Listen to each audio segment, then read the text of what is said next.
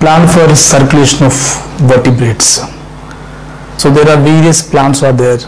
So blood may be transported in the single circulation or incomplete double circulation or complete double circulations.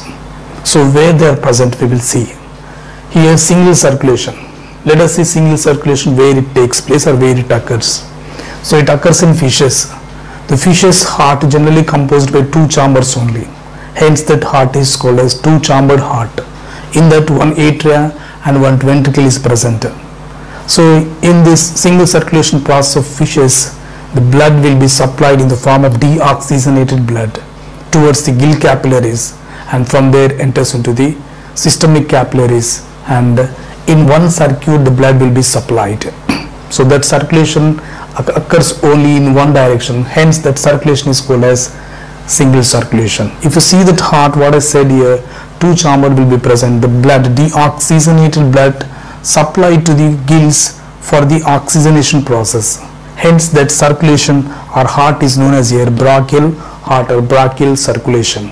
So whenever the deoxygenated blood passes through the atria into the ventricle into the gills, so there the deoxygenated blood will be purified and transformed into oxygenated blood. So hence that heart is known as a brachial heart. So in that, see that blood passes through the heart only once in a direction.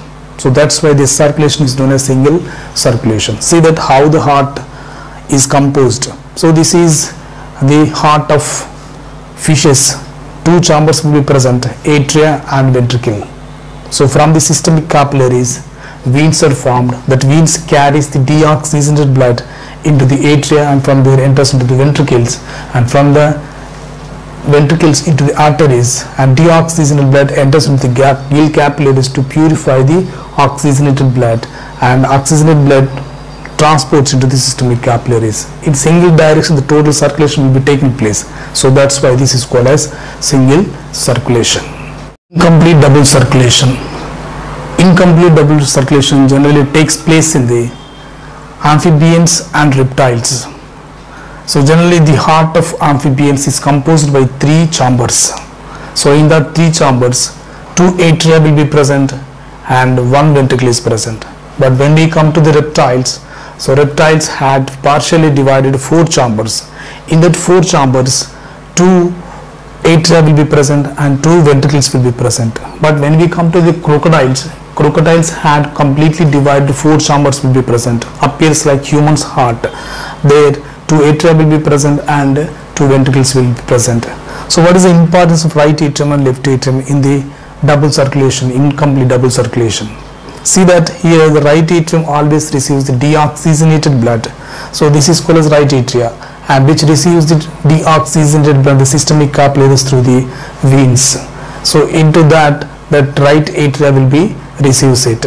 So through the pulmonary different vena cava will be present, precaval veins or postcaval veins. Through that blood will be received by the right atria, and from there enters into the ventricle, single ventricle. From there again backs to the skin, lungs or gills, and there it will be purified. The purified blood again enters into the left atrium, and whenever it enters into the left atrium, that passes into the left, that is ventricle here. So ventricle, whenever you see that is a blood is mixed with purified blood and impure blood. So then the impure blood again passes out through the left ventricle, and again that passes into the different parts of the body. So that's why here, even though blood circulation takes place in two circulations, but the blood is mixed each other, impure blood will be transported. So even though heart, which is partially divided in the crocodiles, that cannot separate the blood. So that is here purified blood, that is deoxygenated blood, oxygenated blood is mixed each other and transported to the various parts of the body. So that takes place in the reptiles as well as in the amphibians. But amphibians have three chambers, ventricles which is not divided, purified blood, that is oxygenated blood, and a deoxygenated blood enters into the ventricle. That's from there it supplies to the various parts of the body. But when we come to the reptiles, reptiles had partially divided four chambers but cannot be separated here. So incomplete double circulation will be taking place. Complete double circulation. So let us see complete double circulation where it occurs. So it occurs in two classes of animals, birds and mammals. In birds and mammals, generally the heart is composed with four-chambered heart. So see that in birds, four-chambered heart is there, that is composed with two atria and two ventricles.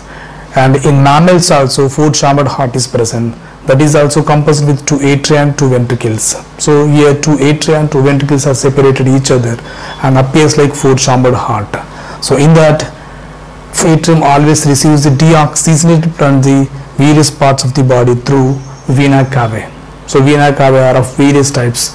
In that, pre-caval veins are present and post-caval veins are present. Through that, blood will be takes from the various parts of the body, that is in the form of deoxygenated nature, and that sends them into the right atria, and from there enters into the right ventricle. From there it passes through the pulmonary artery and enters into the lungs. So there the blood will be purified, and the purified or oxygenated blood passes through the pulmonary vein and enters into the left atrium, that enters into the left ventricle. From there supplies to the various parts of the body and finally enters into the systemic capillaries. So see, the two types of circulations are there, separate circulatory systems.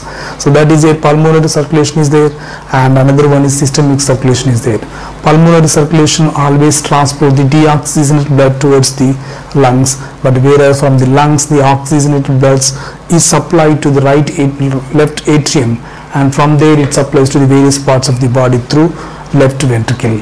So like that, the blood will be supplied in two different manners, that is systemic circulation and another one is pulmonary circulation. Two separate circulatory systems are there, that is here two circulations. So in that way, oxygenated blood and deoxygenated blood will be supplied in different circulations.